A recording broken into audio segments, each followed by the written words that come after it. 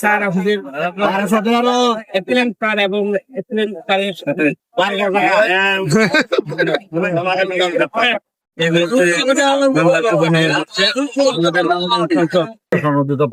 আয়োজিত মাঠ পর্যায়ে কৃষকদেরকে উদ্বুদ্ধকরণের জন্য এই ধান কাটা উদ্বোধন আমরা করেছি।